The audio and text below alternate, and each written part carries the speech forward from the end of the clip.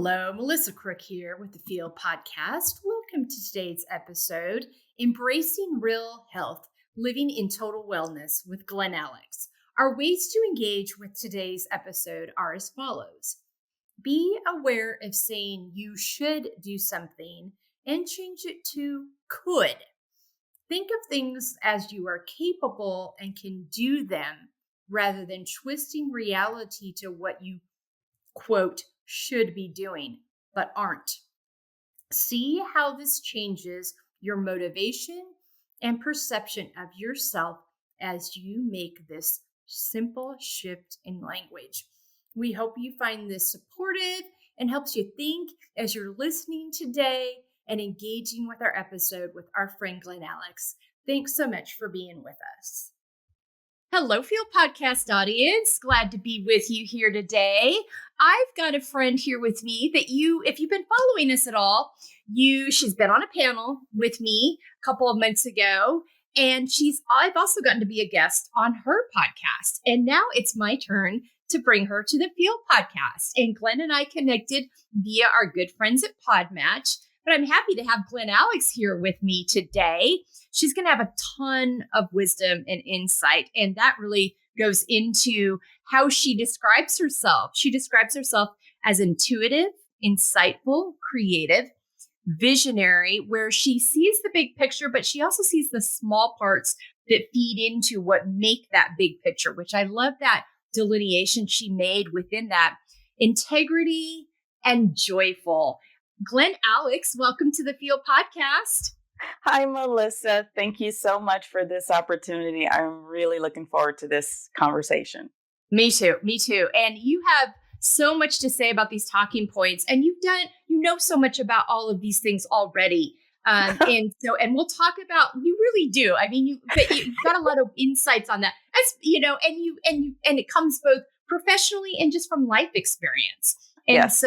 And we'll talk about at the end where people can find you and follow you, and they'll understand what I'm talking about. Go back and check out the great panel. Check out Glen and I's conversation that we had on the Glen Alex show a few months back. But let's get started with how to prioritize self-care in your life, and what has your journey been with that?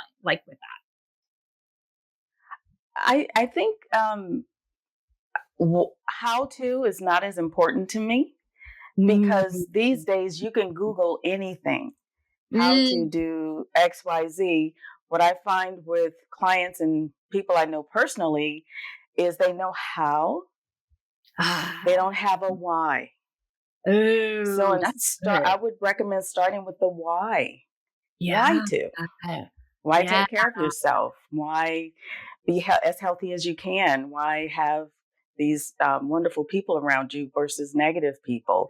It's the why. And once you crystallize your why, then the how to follows, and the commitment to the how to. Yeah, connecting that why behind it, because the why is like, oh, well, why? Well, I want to be the healthiest version of myself. I want to have a filled cup and show up well for my people. That is a very clarifying way to approach that. I love that. When did you realize that's where the power was for you? Oh boy, it was early in my journey. I would say, growing up, I could see a lot of people stumbling. I'm blessed to be the youngest of 10. So I had a lot of, So I had a lot of examples, and my mother came from a huge family as well. We had a very full social life in the neighborhood. So I learned from watching people that they knew how, they just didn't. And so I picked up along the way that, there's more to it than just knowledge. Is not power for me. Knowledge is potential. Ooh. It's the application of that knowledge that's power. Yeah. And you were because you are such an intuitive. This really goes with the intuitive, insightful, and visionary piece in you. You recognized those things from an early age. You're like, there's some parts here that are missing in getting the application done. And what is it that needs to be tapped into?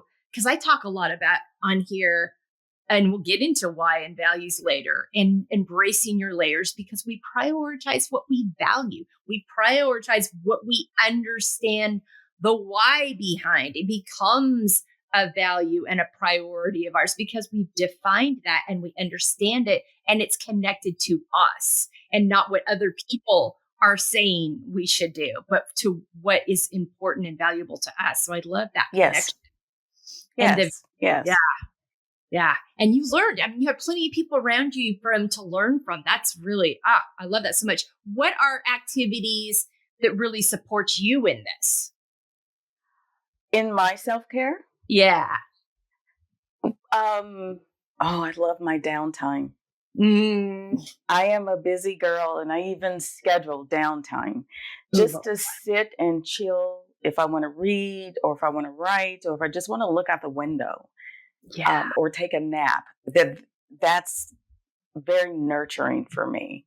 Mm. And as an introvert, I do need that to reset my batteries, actually. Right. So downtime is really important to me. Nourishment. Mm.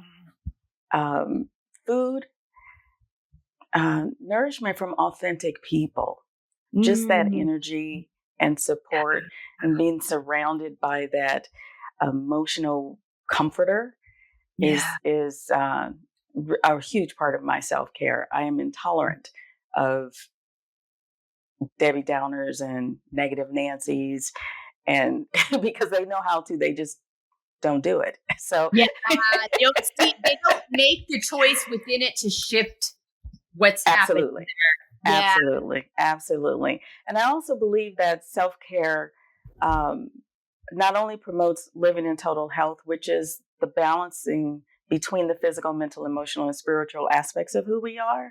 Yeah. I think self-care also communicates your worth to other people. Yeah. Absolutely. So as part of the why, what do you want to communicate to other people about yourself? Yeah. And it informs them of how to treat you and what you will and won't tolerate. Absolutely. Yeah. I love that emotional blanket metaphor. I think that's really powerful. That's so good. Oh, good stuff there. All right. And you mentioned this already. You prioritize and put in your schedule your downtime. You know that's important to you. That is a healthy boundary that you have created for yourself in your schedule. Talk to me about your boundaries journey and learning to set aside those times for yourself, and in other areas of your life, how you learned to apply these things. Well, I didn't understand the word boundaries, though. Again, growing up and in our social settings, I could see, I was so captivated by how people interacted with each other. I would just sit and watch, and you can see the smiles, or you can see the eyebrows raised, or you can see the cringe. You can see the pained look on someone's face. And that communicated to me that there were lines to cross and lines not to cross. And so as I grew and learned and became more educated and trained, it I would go back and say, as the youngest of 10, I was a very quiet and shy child. And I didn't really speak up for myself growing up until something happened when I turned 15. I started using the word no. And it was so foreign to my family that my oldest sister, started calling me Space Baby because she thought I was abducted. And who are you? Who's taking over your brain? Where did you learn this from? Oh my gosh. Wow. And so that no was specific to babysitting, because as the youngest of 10, there were a lot of nieces and nephews to take care of. And so that's where I started my own personal journey with setting boundaries. And then it just evolved to the more subtle boundaries of interaction, of how you can talk to me, how you can touch me. You're too close in my space. And so it just kind of gradually grew from there. Yeah. I think and I say this because I've got some in my family, but I really think that people who are born with that intuition and many times in my experience are more introverted, you have a really innate instinct of what is too much for you and when to say no. You more so, I think, myself as an extrovert, it took me years to realize I'm an extrovert. So I'm out with everybody all the time doing all the things. And I had to realize, like, even I need to have some lines in the sand. And I'm very aware of that now, but for many years. And I would tell you that the intuitives and empaths and introverts in my life have a very strong awareness because you're taking in so much. You're so picking up on so many things that are going on in the room and taking in other people's experiences. You don't have to be the loudest voice. You're taking in everything around you.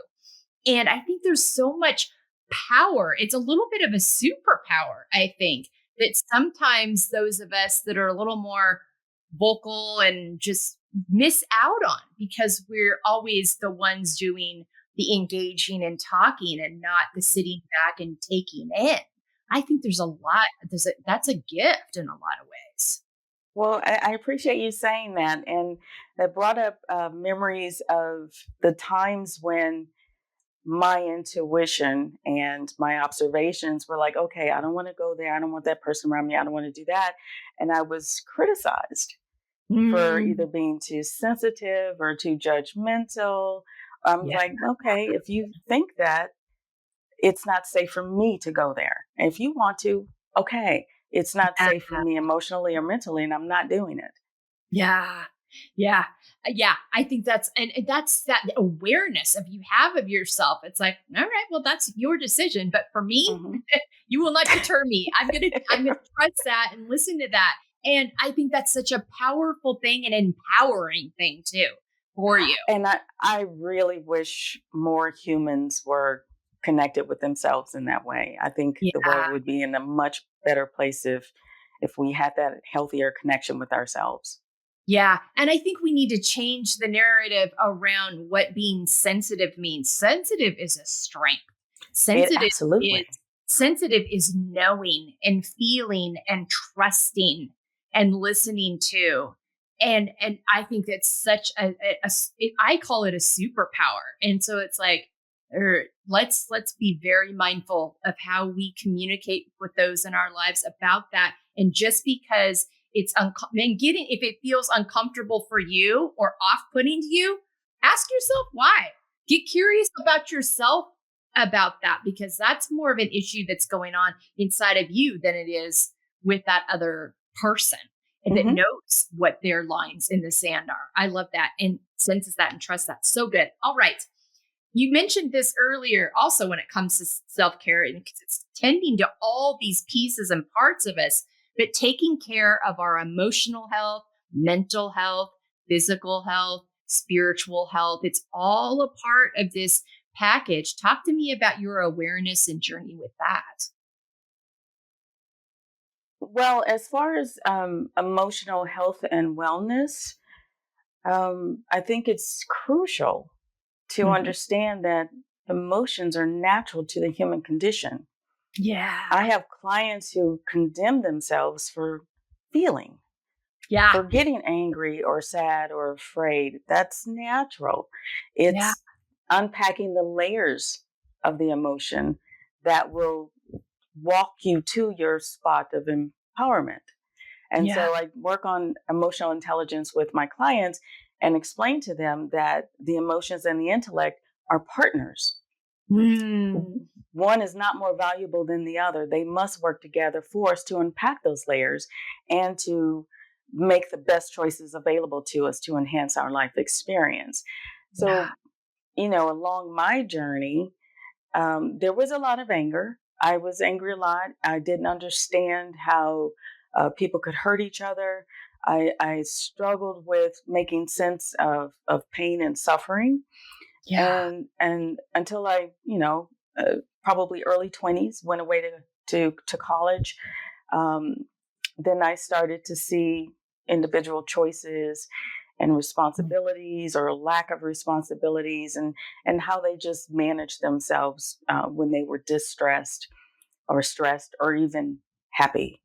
Mm-hmm. And so that just gave me more information about emotions Yeah. and mindset and how that leads to choices.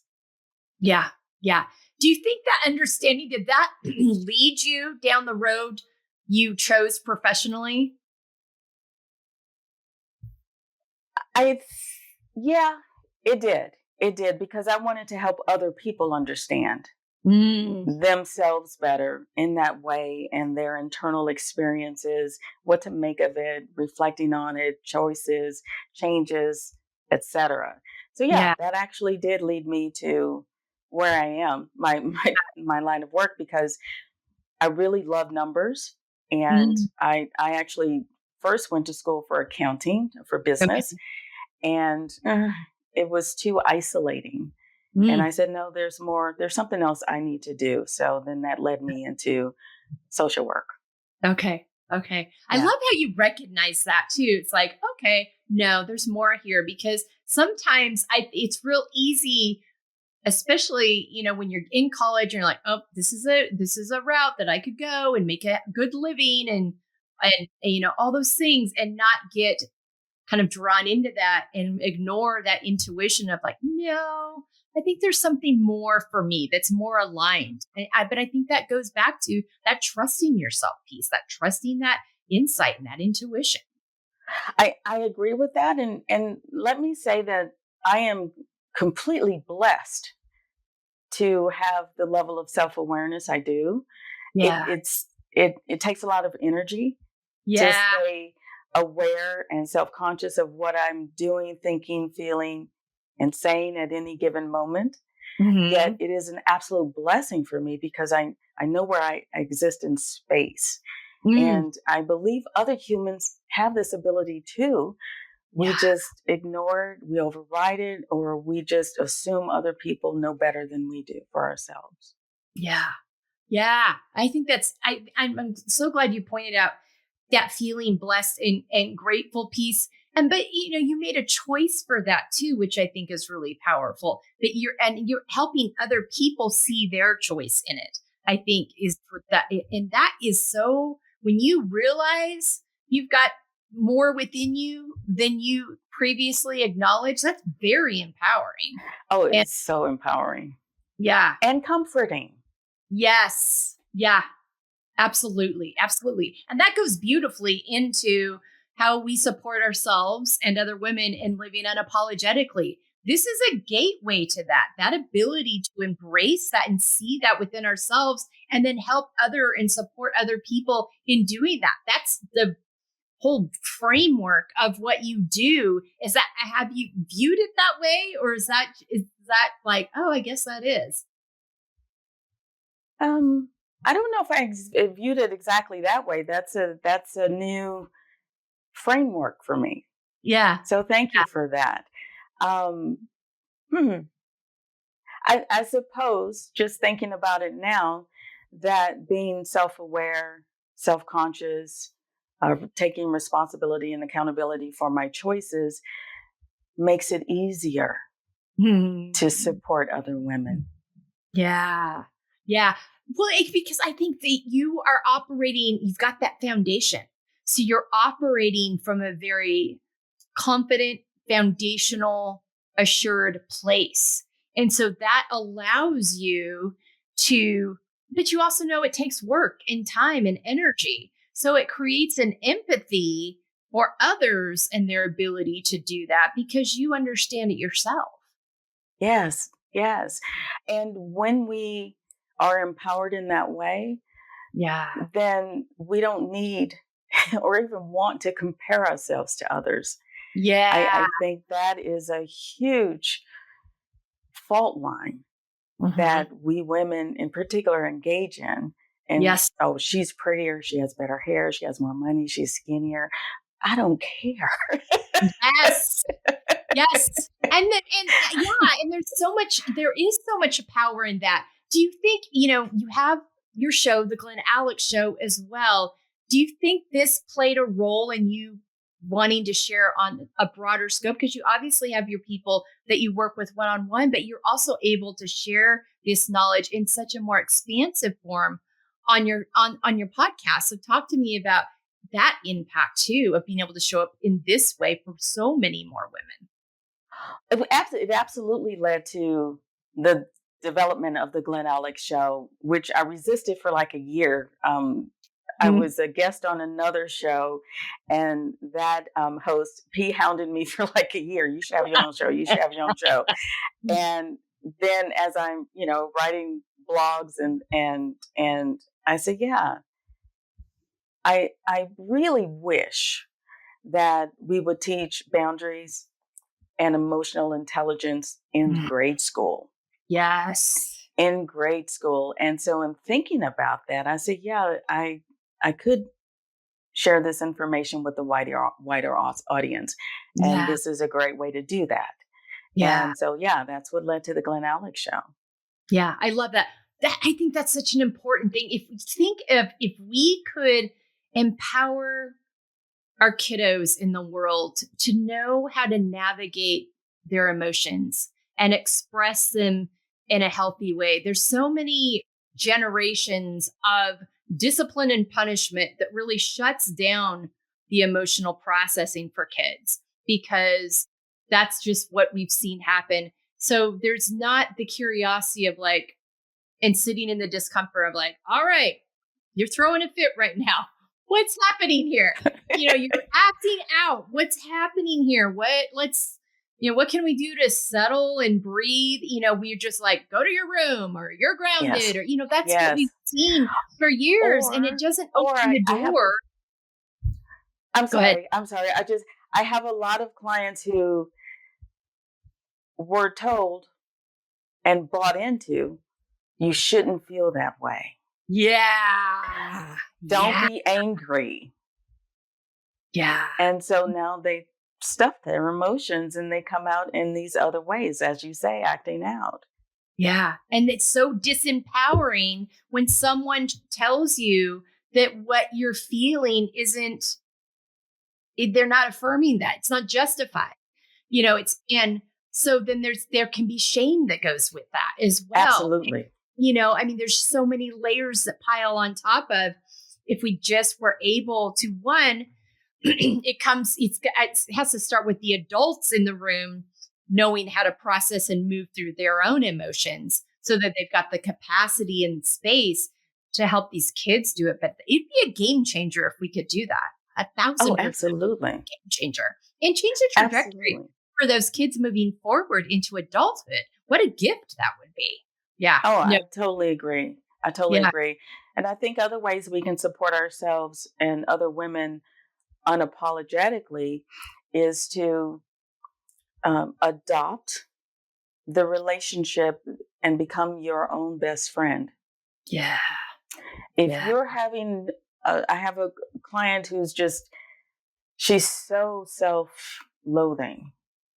For any normal experience, she just beats herself up. And I'm like, well, what would you say to your best friend if she was going through the same thing? Oh, it'll be okay. It'll get better. You can handle this. I'm like, then be your own best friend. Yeah. Use your self-talk to work through and process through your distressing experiences, even the positive experiences. Absolutely. Yeah. Allow yourself to feel the joy. Yeah. Yes. I think another thing that would be really huge in supporting ourselves and other women unapologetically is if we do talk less and listen more. Sometimes we just listen to fill in our own blanks, or we listen to respond. We don't really hear where the person is coming from. I had a client who was just all over the place. She was just having difficulty with her adult children. She couldn't see her grandchildren. She was having problems on the job with her partner. And all I did was listen and ask, a poignant question here and there. And it helped her to reflect and calm. And so she sent me a message later and she said, thank you for your supportive presence. And so sometimes that's all it takes is an ear, and people can get to the point where they can work out their own stuff. Yeah. And when they can figure out, going back to figuring out that they have it within them to do that. Yes. That's where the magic really is. That is so magical. I love that word. Yes, it is so magical. Yeah. And they get this aha. Yeah. Yeah. That aha moment. So good. Well, I think another thing too, we quit apologizing for showing up and taking up space in a room and being seen, being heard, being known. That's part of that. Is I mentor and advise a group of women at Fresno State University, and in the College of Business, a group of students. And one of the things I tell them, I'm like, right out the gate, let's get rid of any habits you have about entering a room and starting a sentence with "I'm sorry, but."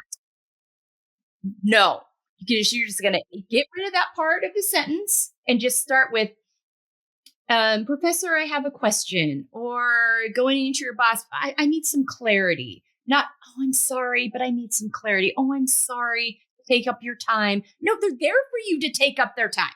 That's their purpose. Exactly. So I think that's such a big piece of it. And you have such a great handle on that. And I think it seems like you've had a handle on that for much of your life, because I think when you're that self-aware, you don't need to apologize for that. I was unapologetic for, a good part of my adulthood. And then I learned as I became more public to soften it. So I don't walk into a room and say, "I'm sorry." I will say, "Excuse me," or "I need," or "May I," etc. So I've learned to soften it, though I'm not apologetic at all for being who I am. Yeah. Well, not at all. Clear and kind can go together. Like unapologetic and kind can go together. I think sometimes when people hear the word unapologetic, it sounds very brutal. Yes, very out there and verbose. Not walking into the room, like you're gonna walk through a wall and take it down. Right. And it's like, it's being comfortable and content in your own skin, having peace with who you are, walking into a room confidently but kindly. You don't have to run through a door and knock everybody down, but you walk. And I love the examples. You're like, "Excuse me, can I have a moment of your time? Pardon me, I've got a question real quick." Those kinds of things. That's a great example. Thanks so much for sharing that. That was really good, because I think we have to, I think sometimes the word boundaries and unapologetic feel very in your face, and they don't have to be. There's a way to do this. And what I think that when you really feel empowered in who you are, you do understand or become to understand how to navigate that in a way that is not abrasive, that it is. And I think when you're first learning how to show up that way, sometimes we err on the other side too far. Like, by golly, I'm not going to apologize for anything anymore. It's like, all right. We also need to be able to have conversations with people and work through conflict. And, so I think that, that way to do it in a very calming, doesn't have to be abrasive, doesn't have to be aggressive. You can be an assertive and kind and polite all in the same moment. Yeah, absolutely. Yeah, so good. All right. We touched on this already, and you hit on it so well on the self-care piece, but the importance of setting and coming back to your why and your values and everything you do. Talk to me more about, you have a really great understanding of that, and you caught onto that early. Talk to me about that journey with that and how you help other people with that as well. Well, a lot of clients who are depressed, they a common symptom is they're not motivated. They are unmotivated to even get up and shower or go to work that day or eat the right foods for them. And the assumption is that motivation means I have to have energy and excitement to do this task every time. Oh, yeah. No, no. Motivation is the result you seek. Mm. So if I want to keep food on my table and a roof over my head, then I have to wake up and go to work. I really don't want to. I Yeah. like to sleep in and We all love to go win the play. lottery. And yeah, I go play tennis all day. That's what I Yeah. want to do. Though, in order to have that security in my lifestyle, Yeah. I am required to get up even on the days where I don't feel like it. So Yeah. motivation is the result. It's not the energy and excitement to do that particular task. The motivation is how this task will lead me there. And Mm. so that's what I also work with clients on that. And that's how I keep myself on task. Yeah. I love that. That's great. I love the way you shifted that of like, no, I don't know anybody. Well, there's a few people. There's a few morning people out there, but there's a lot of people that don't want to get up at 5 or 5:30 in the morning, but they also understand that in order to meet this expectation they have for their life or this value that they have or their why behind wanting to travel or those things that nourish them, playing tennis, being able to have time or a membership or a place where you can go do that. They got, and they understand, okay, I've identified my why for this. I've identified the values, the things that I cherish around it. So in order to access those, this piece here is necessary, even It's on the days necessary. where I don't want to do it. Doesn't mean I don't love doing it. But maybe I don't want to get up at 5:30, but I know if I don't, it sets a trajectory for the rest of my day that's going to throw Yes. everything off. Yes. And even those tasks that are mundane and boring, Yeah. they are required to meet your goal, to get you what you desire. I mean, it's getting better now, though I've had a lot of GI issues and I've had a strict diet for years. Mm. And I would have to be very careful about what I ate um, and ask when I ate out what's exactly in it. I take forever in the grocery stores because I read every label if it's a new product for me. And so to be motivated to do those things that are time consuming and uninteresting. Yeah. I'm motivated by I don't want to suffer physically by just buying what's easiest and what's most convenient. Right. So taking those steps to read the labels and ask questions enables me to, minimize my GI distress. Yeah. So I'm motivated by the result of not suffering because the suffering is awful.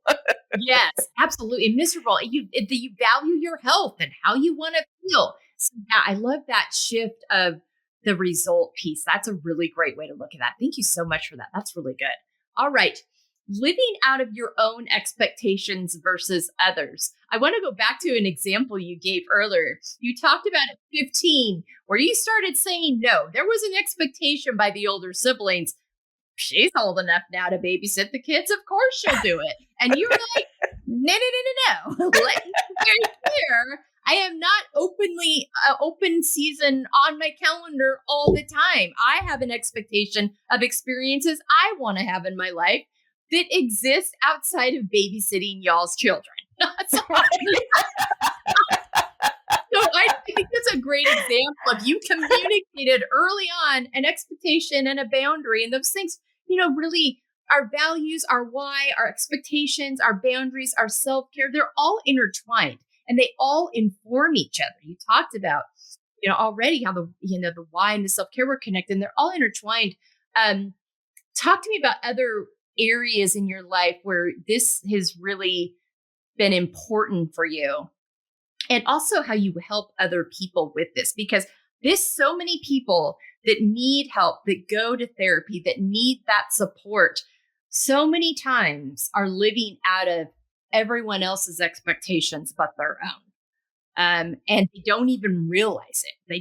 They haven't even stopped to consider, you're on this path. Is this a path you chose? Is this the path someone else expected of you? are you people pleasing? I mean, there's so many things that go into it. Yes, there are so many pieces. Let me start by saying beware of should. Should statements are a cognitive distortion, an absolute twist of reality. Should statements, I consider them the internalized expectations and standards of other people.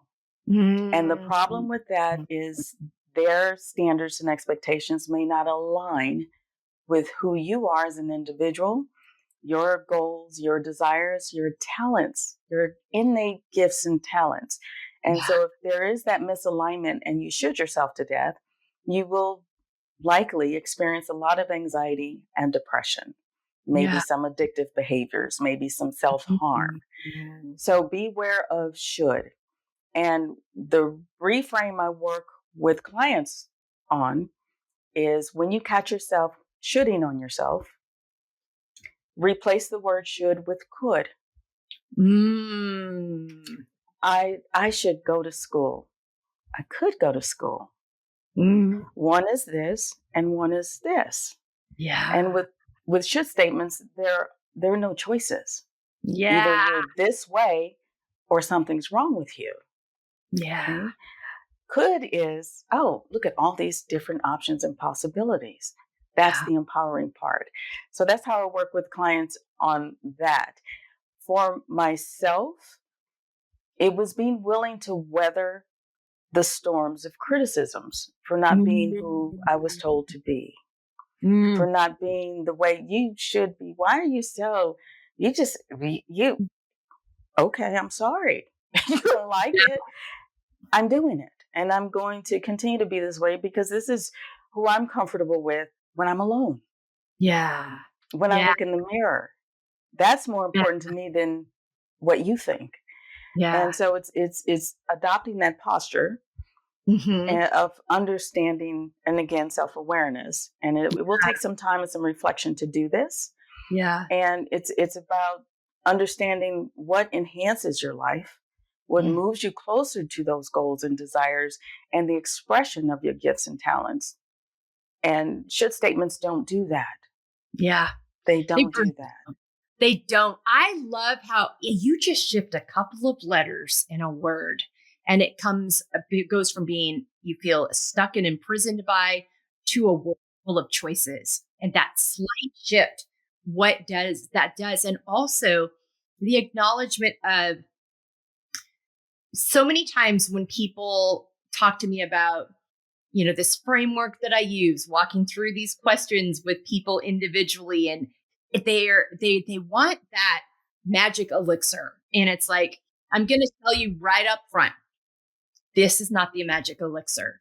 You're going to have to be a very committed participant in this. It's going to require you to embrace some discomfort that you might receive from people as you start making shifts that are healthy for you, because they're not used to you showing up in that way, A, and B, it may not serve them anymore. And it may not meet them where they're used to you meeting them. So for yourself and for your, making a commitment to yourself up front, you're no longer going to abandon yourself, but it's not going to come with this, like, I'm going to do this and everything's going to be better. Because that's not, if someone's telling you that, they're lying to you. Because that's how life works. You have to be an accountable participant, but little shifts like changing shoulds to coulds is a wide open door that you can walk through and have a completely different perspective on your situation. Absolutely. And they experience the difference immediately sometimes. Because it's like that light bulb moment, like you said, like a light goes on. Like, oh, I never thought about it that way. I didn't realize that was available to me. No one's ever framed it. And I think especially when you grow up in situations where that's not modeled to you, not everybody has the we're all wired differently, and not all of us are able to pick up on the fact that that is not serving them. And and instead it's like, well, that's the way they did it, so I guess that's the way I'll do it.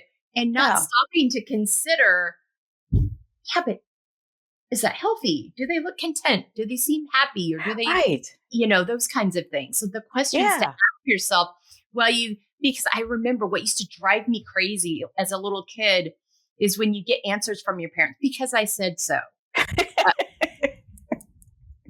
Okay. And I caught myself early on in parenthood doing that to my own kids. I'm like, oh God, no, I don't want to do that. I don't want to be that, instead of like the consideration of, impact and all those things. So yeah, I love the should to could. And I love that, just that reality of being willing to embrace the discomfort, but knowing that honoring yourself at the end, it's worth it, and you are worth it. I think that's and I can't imagine struggling with who I am on a daily basis. I just having this internal experience and it not aligning with what I present as. I just, that struggle to me, I said, no, I don't want to do that. Yeah. So Yeah. I'd rather you be upset with me than me be upset with myself. Absolutely. And feel that. Exactly. Because absolutely. And I think that's so much of why you and I do what we do. And it's like, okay, ladies, this doesn't have to be this way. People, you don't have to exist this way. Listen to us. We promise you, there's a way you can exist and honor yourself. Yeah. Absolutely. Oh, so good. All right. Accepting the layered aspects of ourselves, and you mentioned layers earlier, accepting all those pieces and parts of who we are. And this is an area that I struggled with early on. I really had to move from a place of judgment to curiosity about my layers, especially in those seasons of life that I'm like, oof, stayed in that relationship way too long. Or whatever the case may be. So talk to me about your layers journey. Oh, I'm pretty deep. A lot of layers there. A lot of layers there. I'll share this story. Growing up when I was trying to sort out pain and suffering and how humans can be so mean to each other, I was anti-competition. I don't understand competition. I don't care who is better and what. And then I started playing tennis. And I realized that I am a very competitive person with my best. Yeah, I'm going to, pick up the weaknesses and the strengths of the opponent. Sure. Though if I have this level of skill, then that's my competition. Yeah. And so the results are the results. And so it was a real surprise to me how competitive I was. Yeah. And why I resisted that for so long. Yeah. So that was a huge insight into one layer of me. Yeah. Another layer is I recognize as loving, as kind, as authentic I am. I can be very angry. And when I get to that level of anger with someone, then as I calm, then I detach from that person. So a lot of relationships end if I reach that level of anger. Yeah. That's another layer that I'm not comfortable with it, though once I'm there, I go with it. And then this is the result. I don't want to go there again. So I detach from that situation, from that person emotionally and mentally. Yeah. So those are interesting layers. I'm like, oh my gosh, okay. Yeah. Well, I think you've really spoken to the nuance that exists within us of how we can have these, like, I'm an intuitive. I pick up the emotions in the room. I see what's happening. Because I see this and feel so much. I don't understand why people hurt each other. But at the same time, when I'm on the tennis court, I want to win. So how do I hold all all of that. And I think it's just knowing how to channel it, how to hold it, understanding the spaces and places where it's effective and healthy and where it transfers over into not being healthy. That understanding of like, we hear so many narratives as women about anger. And so many of us have stuffed anger for years and not allowed ourselves to feel it, process it, move through it, notice express it, notice how other people impact us, paying attention to our nervous system when we're in certain people's presence and situations. And so learning how to feel it, move through it, express it, and also recognize when there's a scenario or situation or location or person that continually brings that up in us, and being mindful of like, that's not a space that's healthy for me to continually put myself in. I need to be mindful and aware of that. That's not, anger's fault. Anger was a clue. And let me know. Yes. That was an area that I need to be mindful of, so I think, reframing that too is clues. Yes. And you're exactly right. The context does matter. Yeah. And I also like how you became curious about yourself, because it's important for us to know what we like, what we dislike, what our triggers are, what our joys are, what our frustrations are, what our locus of control is. So it is important to be curious about who you are, so you can learn this about yourself and make the best choices available to you. Yeah, absolutely. Absolutely. Ah, so good. So good. All right. In summary, in living out F.E.E.L, finding empowerment, embracing layers, which you really know how to do. You have learned this, you really embody this, and how you show up in the world. Talk to me about how this has affected your let me see if I can spit that out, your relationship with yourself, as well as your relationship with other people. Again, my relationship with myself is crucial. I am the only person I spend 24/7 with. Yeah. As is every other human being, and I insist on liking the person I spend the most time with. So, it's very important. We underestimate the value of that. Yes. And I crack myself up sometimes. It would, I could be humorous alone. Mm-hmm. And I insist on having a healthy relationship with myself. And the healthier I am within me, then I can bring my best to others. Yeah. Who are open to it. Yeah. Those people who provide that warm comforter, emotional comforter for me, I can be available to them.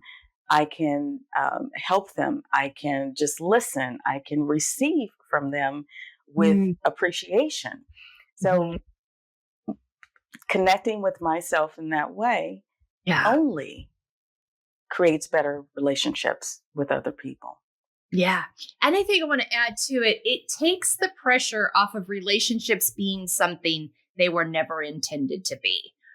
Relationships were never intended to be the thing that makes us happy. Now we can experience joy and contentment and happiness within that. But that comes from us knowing ourselves well, valuing us, loving us, having that relationship with ourselves. So we don't need that relationship's a choice. We don't need that relationship. Well, we need community as humans. So that's a little bit of a different scientific story. But within this context, that relationship is a choice that we surround ourselves with that. And it doesn't put pressure on it to be something it was never intended to be. Well, and it's not that relationship is my only way of being a whole, healthy human being. No, that relationship I can learn from, as I can learn from a different relationship. My life does not depend on that relationship. Yeah. It enhances. We do need relationship. Absolutely. Yes. That's a great way of putting that. Thank you so much for that. That was really good. All right. And we're down to the rapid fire. Name 5 activities that nourish you. Writing. I love to write. I'm much more expressive on paper than I am verbally. I love to laugh. As I said, I crack myself up sometimes. I find humor and joy in some of the smallest things in life, just looking out the window or movie or in conversation. I love tennis and working out. I'll do a variety of cardio type and weight activities. Tennis is the second love of my life. My husband is the first love of my life. Uh, meditation. I meditate every morning, and I think I'm up to 760 consecutive days. Oh, wow. In the meditation app. I do it before I get out of bed every morning. Yeah. And number 5, I don't have a number 5. I have like 5 more after that. That's good. That's somebody who has a lot of joy and experiences that nourish them. Yes. I have a variety that I can tap into at different times and for different reasons. Cooking, I love to cook. I'm not a gourmet cook by any means. Sure. Just the process of it is an expression of love for me. Oh, I love that. So I love cooking. Okay. Oh, so good. All right. 5 words on how you want to feel in the next 6 months. Lighter. I want to feel more buoyant in my body, in my spirit, and socially. The world is heavy for me right now. It's a little scary, a lot of scary, and I feel a huge weight. And so I want to feel lighter in the next 6 months. Yeah. I think that's something a lot of people can connect with right now. Yeah, unfortunately. Yeah. Yeah. But we got to speak it and say it. And so that we can, be truthful with ourselves about it and do those things we need to do. I found that after the first 3 months of this year, I was just in this hypervigilant state that I could not, the normal things I was doing for myself was not moving me out of it. And so I'm like, I'm going to need more of something right now. And I figured out it was more presence and joy in moments with family and loved ones and spaces that I loved. So my husband and I took a couple of weekends. We went over to the coast and did a whale watching tour with my sister-in-law and her wife. We went down next weekend and visited my brother-in-law and spent some time with he and his family. We're going to the mountains next weekend because that being that close to nature and having that experience together. And so I think that's important. And I was like, okay, those are the things I need in addition to these practices. So I think you hit on something so important. And I want you to get to your other 4 words, but I wanted to sit with that because I think that's a place a lot of us are living right now and really paying attention to that and asking yourself, what are some additional ways I can support myself in this way? Well, and I'm glad you shared that because you just expressed another layer of yourself, and that's focusing on what you have personal control over. Yeah. And one of the things that gets us so out of sorts socially is that we complain about what's wrong and wait for them to fix it. When we have these individually, we make these choices every day on how we use our energy and our personal resources. And that does contribute to the collective. Now, is it going to be in a healthy way or in an unhealthy way?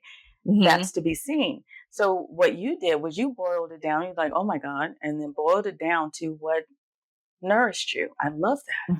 Yeah. Yeah. I love that.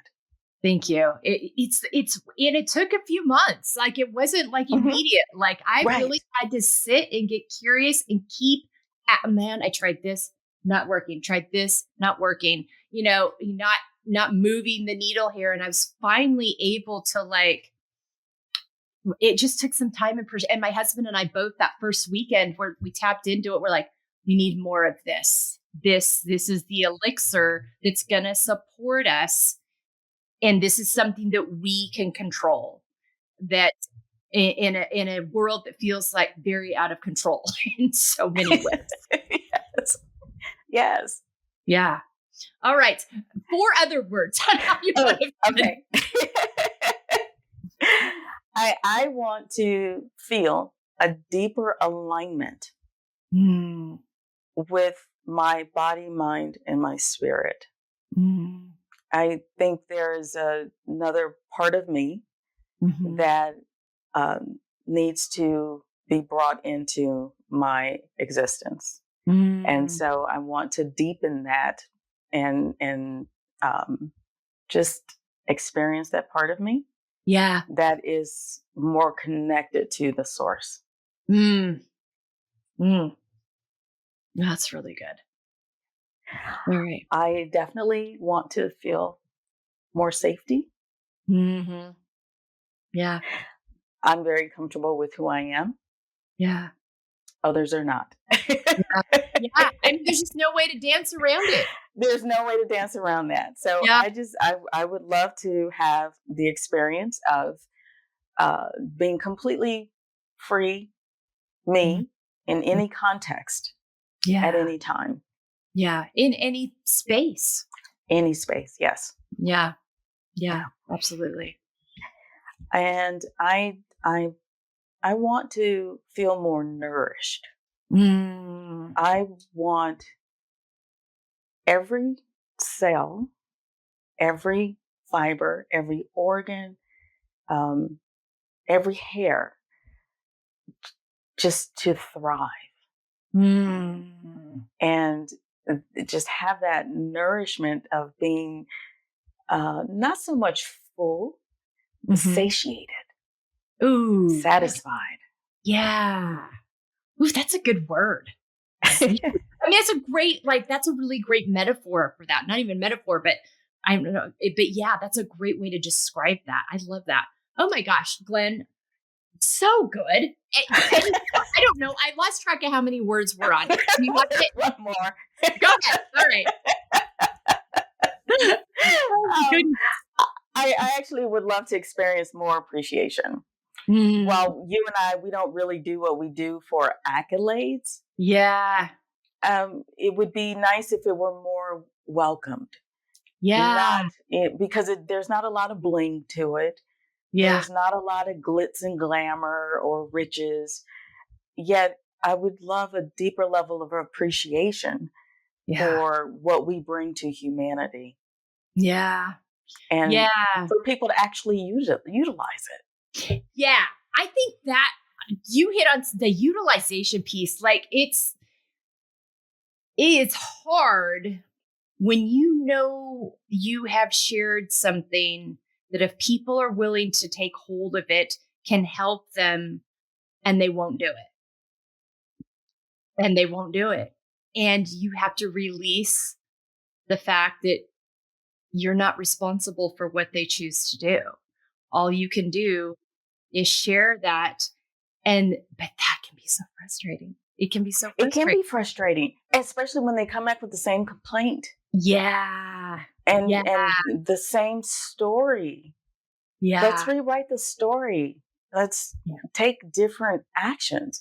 So you hit it on the head. We can't, that's a mental boundary, an emotional boundary that we can't be attached to the outcome of sharing what we know and our experiences. Yet I hope that people will use it to live better in their lives. Yeah. Just be the healthiest version of yourself that's possible. Yeah. I think if people would be willing to do that, we could see a big shift in the world. I mean, that alone, if we weren't operating from these traumatic, unprocessed places that are so deeply rooted in so many systems and cultures and narratives, that's a whole other thing. But it does, and not to simplify it, but it really does come down to each one of us being willing to go on the journey and make the choices that are healthiest for us. And that, fortunately, is harder than it sounds for so many people, but it doesn't have to be. And I think that's where it's like, we've done it. It's okay. You can do it too. I promise. I promise it's worth works. It is so doable. So doable.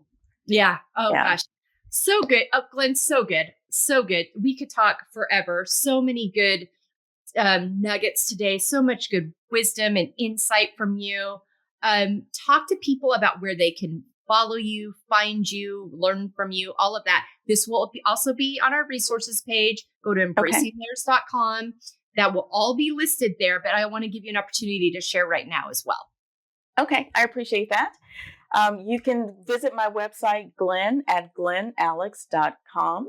And on there, I have information about my work. And I do offer health and wellness products, my book, Living in Total Health, some other products that I developed to help, you build your emotional and mental toolbox so you are more equipped to successfully navigate through life's challenges.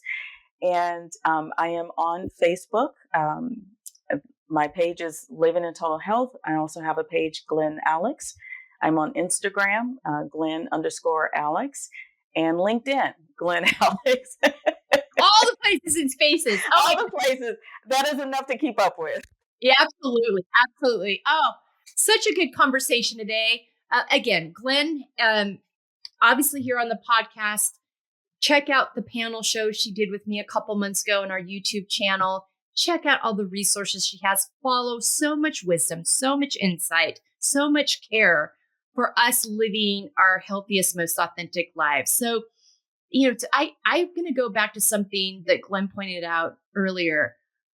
If you're having a hard time executing those things that nourish you, get to the why this is important, why you should be doing this, and make sure that why is coming from within you and really define that for yourself. That's your challenge for the week. You're valuable. You are worth it. You deserve to be seen, known, and heard, and to be the healthiest version of you. And both of us are very passionate about you knowing that and have resources for you here. And we hope you'll partake in those. Glen, thank you so much. You are so welcome. Oh, so many gems this week. I appreciate you so much. Listeners, we appreciate you too. Take a look at these resources, so many different ways to engage here and value yourself. Ask yourself why you're doing this. Get to that, what you want out of it and not the angst in the front of it. I don't want to take out the garbage. If I don't take out the garbage, it's going to pile up and be really stinky. Start there. That can be a metaphor for a lot of things. All right. That's awesome. Thank you so much, Melissa. You bet. Always, always. You're always welcome here. Take good care of yourselves, ladies, and have a great week.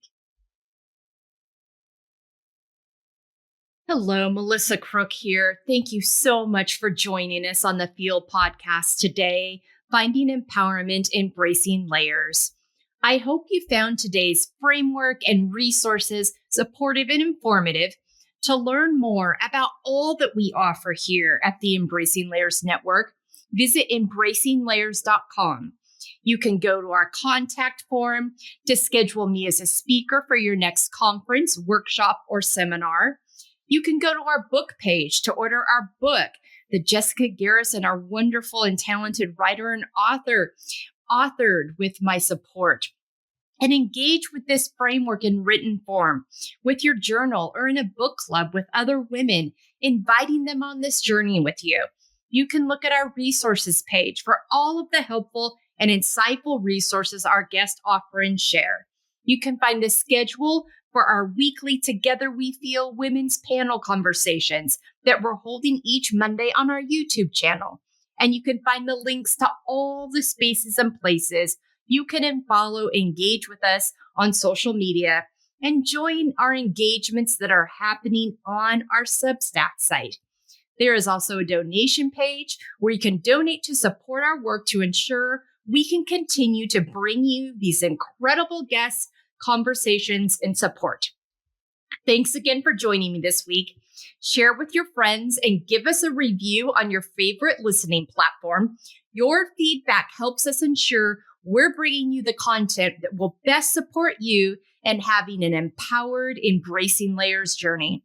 Take good care, and thanks for giving us some of your valuable time today.